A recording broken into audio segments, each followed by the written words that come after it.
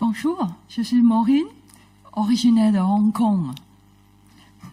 Donc peut-être vous allez vous demander pourquoi je suis venue de si loin pour travailler pour Dieu en France.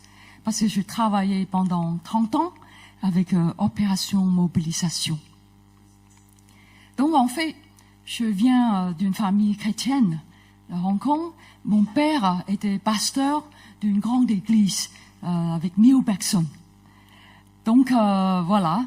Donc pour moi, j'ai toujours cru en Dieu. J'ai assisté à l'école du dimanche depuis l'âge de 4 ans jusqu'à 21 ans. Parce que là-bas, l'école du dimanche n'est pas que pour les enfants. C'est aussi pour les jeunes jusqu'à l'âge universitaire.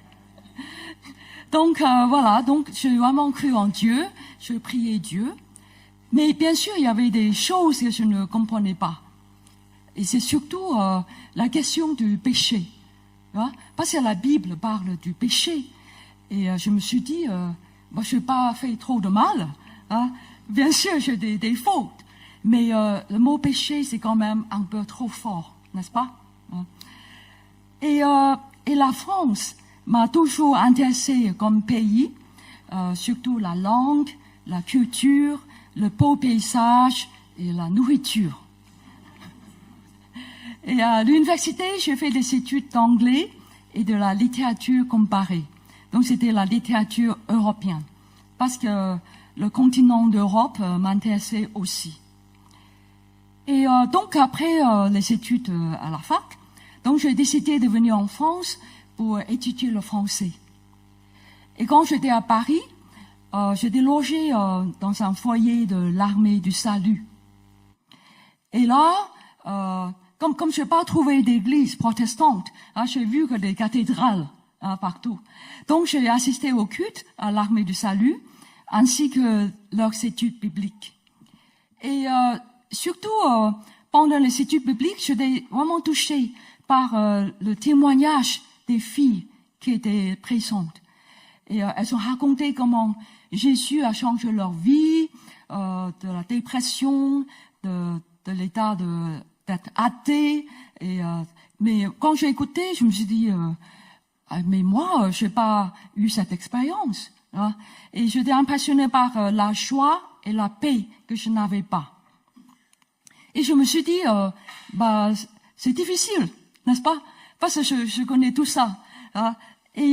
Mais si je ne croyais pas que je sois pécheur, je ne peux pas demander à Dieu le pardon, n'est-ce pas? Et donc, est-ce que je suis perdu pour l'éternité? Et puis un jour, j'ai lu le Magnificat de Marie. Et j'étais très touchée par l'humilité de Marie. Parce que Marie a dit à Dieu, tu as jeté tes regards sur la bassesse de ta servante. Marie se voyait comme une servante au service de Dieu. Et je me suis dit, je peux utiliser ça pour parler avec Dieu. Donc, un soir, j'ai demandé à Dieu de m'accepter comme la servante dans sa maison. Et il m'a écouté. Et ce soir-là, j'ai vraiment rencontré le Christ. Et le Saint-Esprit m'a montré que mon cœur était mauvais. Donc voilà. Donc c'était vraiment le plan de Dieu que dans la ville des Lumières, j'ai rencontré la vraie lumière. Et puis l'année suivante, OM a utilisé le foyer de l'armée du salut pour une conférence missionnaire. Donc c'était un week-end. Donc, bien sûr, je suis allée. Et les responsables ont parlé de l'état spirituel de la France. Parce que c'était la première fois que j'ai vécu dans un pays catholique. Et j'étais vraiment interpellée par ce qu'ils ont dit. Et pendant ce week-end, j'ai compris que Dieu veut que je travaille pour lui dans ce pays que j'aime tant. Et voilà, donc j'ai décidé de me joindre à OM, parce que OM, c'est quand même une mission qui m'a attirée, parce que OM accepte des jeunes, des chrétiens comme ils sont. Et OM les forme, et puis les envoyer en mission. Bon, bien sûr, la vie missionnaire n'est pas facile.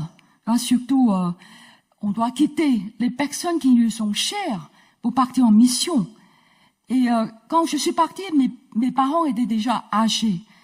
Et pour nous, les Asiatiques, c'est important pour nous de pouvoir être près des parents, de s'occuper d'eux. Mais moi, je ne pouvais pas le faire. Et surtout, ma mère est décédée d'un infarctus en 1992, juste 3 ans après que ce soit à OM. Et ça m'a plongé dans la grande tristesse. Mais après ça, j'ai pu rentrer à Hong Kong chaque année pour être avec mon père. Donc, c'était vraiment une bénédiction. Et puis, il faut s'adapter à la culture. Bon, c'était pas trop difficile de m'adapter à la culture française, que j'aime beaucoup. Et mais la paperasse française, c'est autre chose. C'est vraiment l'administration française. Surtout, si on doit aller à la préfecture pour faire la queue à 7 heures du matin pour avoir la carte de séjour. Ça, vraiment, c'était vraiment une bonne expérience.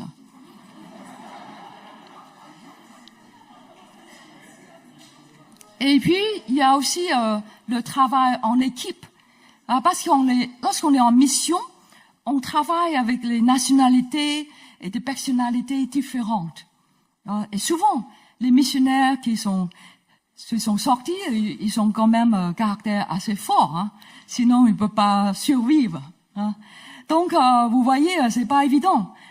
Il doit y avoir des conflits, on doit résoudre. Et surtout en tant qu'asiatique. Donc, les asiatiques, on veut garder la face, on veut l'harmonie. Et souvent, si j'étais blessée par les collègues, je gardais le silence. Et c'était pas bien, tu vois, parce que si je garde trop dans ton cœur, et ça peut devenir la tristesse et la dépression. Donc c'est pourquoi j'ai appris de savoir comment m'exprimer. Il faut m'exprimer pour que mes collègues comprennent ce que je ressens. J'aimerais vous poser une question. Qu'est-ce qui s'est passé en juillet 1969? Pour ceux qui sont nés, déjà, avant cette date, 1969. Voilà, c'est très bien. L'homme a réussi à atterrir sur la Lune. Et quand l'astronaute américain Neil Armstrong a posé son pied sur la Lune, il a dit, pour moi, c'est un petit pas. Mais c'est un grand pas pour l'humanité. C'est très important. Donc on voit que pour la réussite d'un astronaute, il faut beaucoup de personnes derrière lui. Il y avait au moins 200-300 personnes qui travaillaient pendant des années pour préparer cette mission et pour le soutenir. Sinon, il ne peut pas réussir. Donc, un missionnaire, c'est aussi comme un astronaute qui part pour un pays lointain. Donc, il a besoin du soutien de son Église, sa mission et tous ses partenaires. Donc, aussi, dans le soin pastoral, dans les finances et surtout dans la prière. Parce que lorsqu'on part en mission, on est dans une guerre spirituelle. On entre sur le territoire de l'ennemi et il ne va pas lâcher. Il va vraiment attaquer. Et souvent, le missionnaire souffre de la solitude, de mal de pays, la maladie, la mécompréhension, des conflits, la guerre, la persécution et beaucoup de choses. Et ça nous fait penser à Jésus, parce que lui, il a quitté sa demeure céleste, il a quitté sa demeure au ciel pour venir sur terre. Et il a travaillé comme fils de charpentier. Et puis, il a fait les 3 ans de ministère assez difficile, avec une équipe vraiment pas évidente. Et il a dû confronter l'opposition, les moqueries, et surtout de mourir une mort affreuse sur la croix. Et c'est ça, c'est pour nous. C'est à cause de nous, à cause de nos péchés. C'est pourquoi, si Dieu nous appelle à le servir à plein temps, soit dans la mission ou dans un ministère, il ne faut pas refuser. Comme dans Romains 8, 28, Paul a dit, « Toutes choses concourent au bien de ceux qui aiment Dieu, de ceux qui sont appelés selon son dessein. » Donc, malgré les difficultés et les épreuves, il n'y a rien qui est plus beau que d'être au centre de sa volonté.